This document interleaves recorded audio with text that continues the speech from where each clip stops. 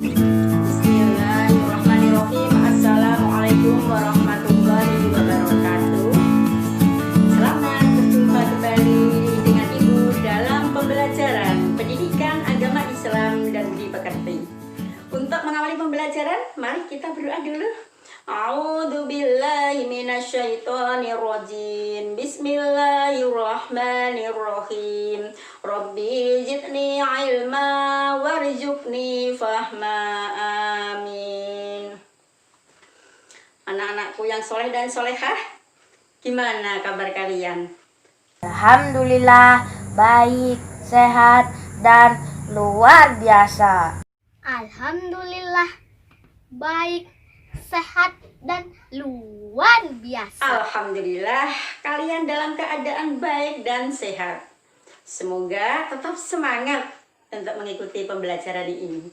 Kali ini kita lanjutkan pembelajaran bab 5, Rasul Allah Idolaku, berkenaan dengan kompetensi dasar 3.14 dan 3.15, yaitu memahami kisah keteladanan Nabi Ilyas alaihissalam dan Nabi Ilyasa alaihissalam. Mau tahu kisahnya? Dengarkan dan perhatikan dengan baik. Siapakah Nabi Ilyas alaihissalam? Nabi Ilyas alaihissalam adalah keturunan keempat dari Nabi Harun alaihissalam. Nabi Ilyas diutus Allah untuk melanjutkan dakwah Nabi Sulaiman. Nabi Ilyas alaihissalam diutus Allah untuk berdakwah kepada Bani Israel.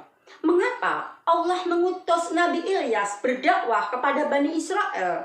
Karena kaum Bani Israel banyak yang menyembah berhala, yaitu Baal. Nabi Ilyas menyuruh mereka menyembah kepada Allah. Saat itu Bani Israel dipimpin seorang Raja Ahab. Raja Ahab adalah raja yang kejam dan menyuruh orang-orang untuk menyembah patung dan dewa-dewa. Nabi Ilyas mengajak dan memberitahukan kepada Raja Ahab untuk mengakhiri kekejamannya dan kembali ke jalan Allah. Namun Raja Ahab menolak, bahkan dia sangat marah kepada Ilyas. Nabi Ilyas memohon kepada Allah agar memberikan pelajaran kepada Bani Israel. Lalu datanglah musim kemarau selama 3 tahun. Kaum Bani Israel mengalami kelaparan dan penderitaan yang sangat hebat. Mereka menuduh Nabi Ilyas sebagai penyebab musibah ini. Mereka pun berniat untuk membunuh Nabi Ilyas. Saat Nabi Ilyas dikejar-kejar oleh Raja Ahab dan bala tentaranya yang tidak suka dengan dakwahnya, beliau berlari dan bersembunyi di anak sungai Kerit. Untuk menghindari kaumnya, Nabi Ilyas berpindah-pindah tempat persembunyian.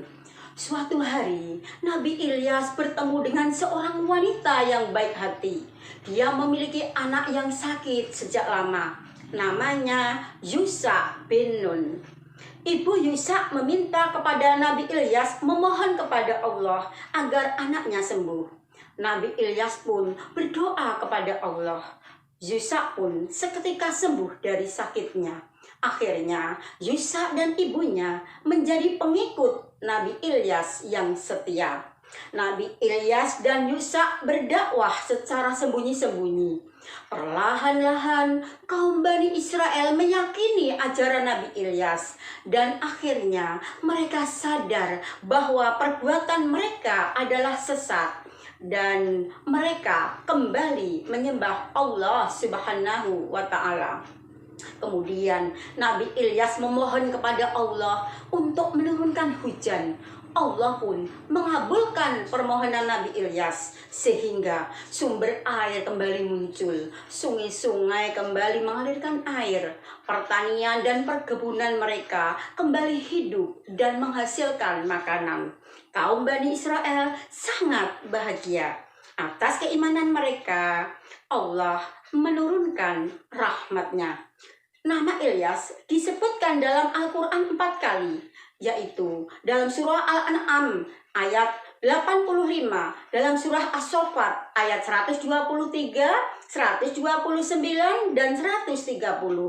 Nabi Ilyas banyak memberikan keteladanan dalam hidupnya, di antaranya teguh pendirian dan tidak berputus asa. Kita lanjutkan Nabi Ilyasa. Ilyasa adalah rasul dari kalangan Bani Israel dari garis keturunan yang sama dengan Nabi Musa, Nabi Harun, serta Nabi Ilyas. Nama asli Ilyasa adalah Yusha bin Nun. Karena kemanapun Nabi Ilyas pergi berdakwah, Yusha menyertainya, orang-orang kemudian menjulukinya dengan Ilyasa. Ilyasa merupakan anak kandung dari Ahtub bin Azus. Kalau dari sumber lain ada yang mengatakan anak kandung dari Yasin bin Finhas. Sepeninggal Nabi Ilyas, kaum Bani Israel meninggalkan ajaran Nabi Ilyas. Mereka disesatkan oleh para penyihir Bani Israel. Kejahatan dan kemungkaran merajalela di mana-mana. Allah menurunkan atau menganugerahkan kelebihan kepada Ilyasa.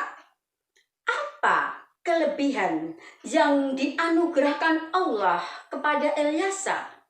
Kelebihan Ilyasa, anugerah Allah kepadanya yang berupa kenabian. Allah memberikan kefahaman kepadanya sehingga dia dapat menerima kitab-kitab yang diturunkan kepada umat manusia dan mengetahui hikmah yang terkandung di dalamnya, sehingga ia patuh dan taat kepada Allah, tidak menyekutukannya dengan sesuatu pun. Ilyasa mulai menjadi pengikut dan pendamping Nabi Ilyas setelah Nabi Ilyas menyembuhkan penyakitnya saat Nabi Ilyas dalam pelariannya. Allah mengangkat Ilyasa sebagai nabi dan rasul dengan tugas mengajak kaum Bani Israel kembali menyembah kepada Allah. Namun Bani Israel menentangnya. Mereka pun merencanakan untuk membunuh Ilyasa. Allah kembali menurunkan azabnya. Terjadilah kemarau panjang. Bani Israel kembali menderita. Lalu mereka teringat kepada Ilyasa. Mereka datang dan meminta kepada Ilyasa agar berdoa kepada Allah, agar kiranya Allah menghentikan azabnya. Mereka menyatakan bertobat dan kembali beriman kepada Allah. Nabi Ilyasa pun berdoa dan Allah mengabulkan doanya, sehingga kehidupan rakyat pada zaman Nabi Ilyasa, rakyat hidup rukun, tentram, aman, dan makmur. Dalam Al-Quran, surah Al-An'am ayat 86 menyebutkan nama-nama nabi. Di antaranya Nabi Ismail, Nabi Ilyasa, Nabi Yunus, dan Nabi Lut. Nabi Ilyasa banyak memberikan keteladanan dalam hidupnya. Di antaranya amanah dan penuh kasih sayang. Anak-anakku, demikianlah kisah keteladanan Nabi Ilyas alaihissalam dan Nabi Ilyasa alaihissalam yang dapat Ibu sampaikan, semoga bermanfaat. Bila ada kesalahan dan banyak kekurangan, mohon dimaafkan. Tugas untuk kalian, kerjakan tugas mandiri 3, halaman 55 sampai 56, nomor 1 sampai 5. Dan tugas mandiri 4, halaman 56, nomor 1 sampai 5. Baiklah, mari kita tutup pembelajaran ini dengan membaca hamdalah bersama-sama. Alhamdulillahirabbil alamin. Wassalamualaikum warahmatullahi wabarakatuh.